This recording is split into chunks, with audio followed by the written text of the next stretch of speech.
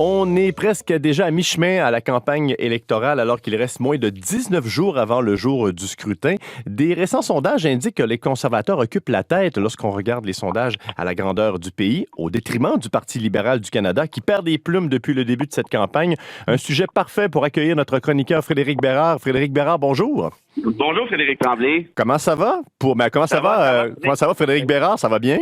Ben oui, je me suis ennuyé là, pendant vos vacances, bien que Julie Bergeron vous a remplacé avec un brio absolument indiscutable. Mais franchement, oui, c'est parce que là, je regardais passer l'élection, puis je me dis là, il va vraiment falloir en parler avec Tremblay, parce que c'est tellement passionnant ce qui se passe en ce moment que j'avais peur d'en parler seul. Non, parce que je voulais demander comment ça va, Frédéric Bérard, pour ensuite poursuivre comment ça va pour le Parti libéral du Canada.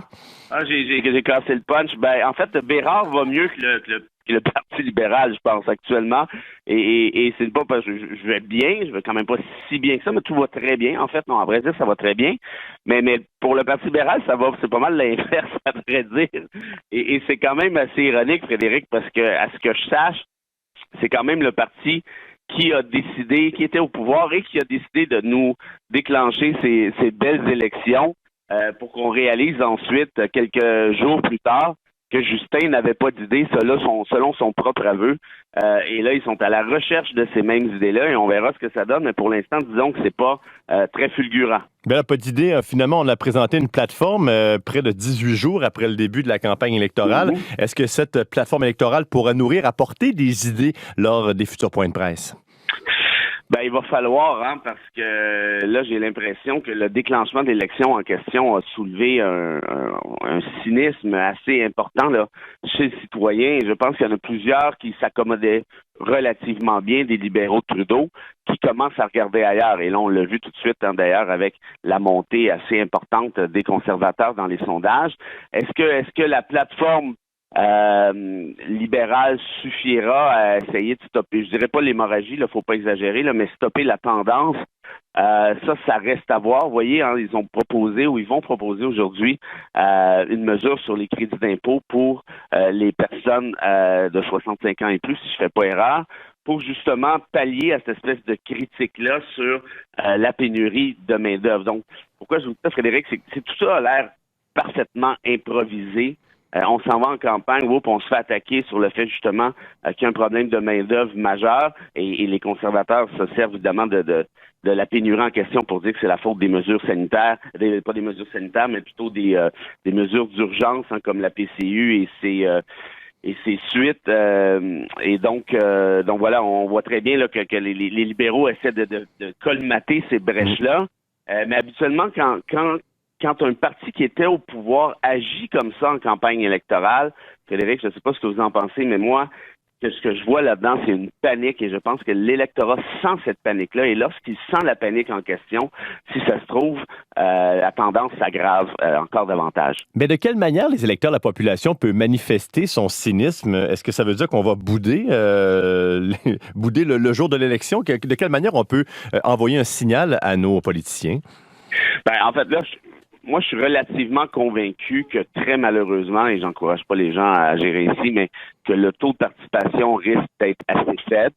Une autre des raisons à ça, c'est qu'on est en pleine 4e vague actuellement. Donc, est-ce que c'était responsable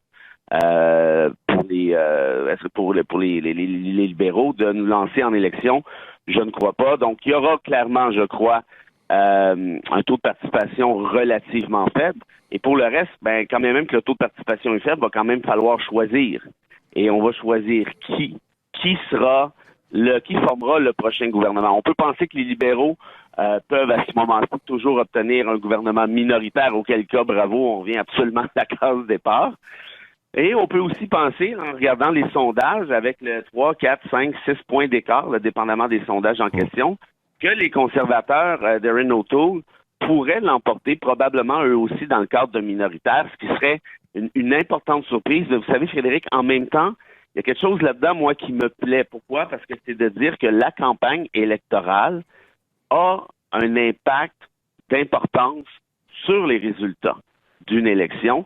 C'est peut-être ce qu'on va voir, en fait, le 20 septembre. Parce qu'un revirement de situation, c'est toujours possible. Il peut y avoir le débat des chefs, par exemple, une gaffe monumentale d'un adversaire ou encore une déclaration et tout peut changer en un tour de main. Ah ben ça, c'est évident. Rappelez-vous la campagne électorale qui mettait aux prises les libéraux de John Turner, qui était encore au pouvoir à ce moment-là. C'est lui qui avait déclenché l'élection. Et Brian Mulroney.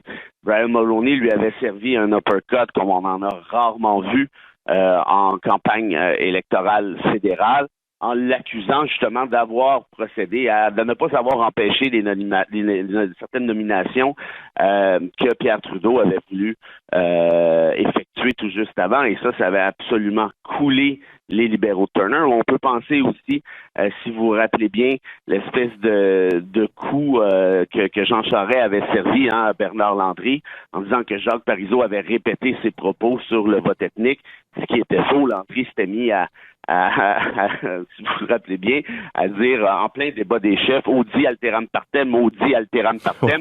Alteram partem, ça veut dire entendre les deux parties. Bon, mais c'est des formules latines qui étaient très, très chères à Bernard Landry, on le sait, mais audi alteram partem, là, pour le commun des mortels, ça n'a pas une résonance qui est nécessairement évidente. Donc, je pense que les gens se demandaient si Landry essayait pas de jouer au Harry Potter avec des incantations et tout ça. et s'était fait absolument ramasser lors du vote. Donc, ça pour dire oui, ça prend franchement pas grand-chose. Peut-être parfois même, et ça, je serais peut-être même un peu cynique moi-même, peut-être qu'on s'attarde trop à certains détails. Moi, le débat des chefs, c'est pas quelque chose que j'aime beaucoup parce que je trouve que ça va très, très vite et peut-être que ça ne démontre pas la vraie valeur des candidats. Mais bon, ça fait quand même partie du processus et oui, très clairement, tout ça peut changer et il est clairement pas trop tard pour les libéraux pour renverser la tendance, ça c'est bien évident. Je ne sais pas si vous êtes un joueur de poker, Frédéric Bérard. J'aimerais faire un parallèle avec un joueur de cartes. À quoi ressemble la main de Justin Trudeau là, pour les prochains jours? Boy, je suis pas un joueur de poker. Donc, je ne vais pas vous dire n'importe quoi, mais si on poursuit dans la métaphore, moi, j'ai l'impression que si la panique continue de s'installer, elle va transcender. Et puis, il y en a plusieurs, et bien, on le voit déjà de toute manière, qui vont dire Justin Trudeau est là depuis 2015. Ça fait quand même pas si longtemps que ça. Mais est-ce qu'il a déçu de manière stratosphérique? Non. Mais est-ce qu'il nous a agréablement surpris? Non plus. Quel est son bilan? Franchement, pas grand-chose. Des symboles, des costumes. Bon, là, il a arrêté de se costumer depuis le Mardi Gras. Mais est-ce qu'il devra sortir un lapin de son chapeau ou encore un joker de sa main, Justin Trudeau, d'ici la fin? Oui, mais le problème, Frédéric, c'est que justement, ça, c'est le genre d'affaires que tu penses avant. Là, le truc des crédits d'impôt, c'est cute, c'est le fun. Je veux dire, bon, oui, on peut pas être contre la vertu. Mais est-ce que ça va être suffisant pour démontrer qu'il est un chef d'État avec un certain bagage intellectuel, avec une certaine vision? Et là, il se met mis à attaquer les conservateurs sur la base de l'environnement. Moi, je suis désolé, mais si j'étais Justin Trudeau, je me garderais une petite gêne, sinon une grande, parce que son bilan environnemental, il est absolument catastrophique. On se rappelle de l'achat du pipeline, un beau 10 milliards de l'argent des contribuables qui est allé se balancer dans ce projet absolument épouvantable, au point même où les États-Unis n'en voulaient même pas. On se rappelle aussi l'an dernier, 1,9 milliard de subventions pour l'industrie pétrolière. Donc, son bilan, c'est quoi? Ah oui, c'est vrai, il a interdit les pailles en plastique. Bon, ben tant mieux.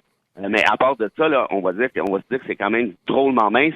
Donc, pour un chef d'État qui incarnait la jeunesse, la vision, l'avenir, franchement, là-dessus, moi, bien honnêtement, je ne crois plus les libéraux lorsqu'ils me promettent des trucs en matière environnementale. Alors, restera donc à convaincre peut-être l'électorat sur autre chose si, évidemment, les gens partagent mon espèce de scepticisme. Il reste encore 19 jours de campagne électorale palpitante à suivre. Frédéric Bérard, merci beaucoup. Et on va signaler à nos auditeurs que vous serez avec nous chaque semaine maintenant, tous les mercredis, pour analyser pas seulement la campagne électorale, mais bien sûr d'autres faits de l'actualité nationale et même internationale. Merci beaucoup, Frédéric Bérard. Avec grand plaisir. Merci.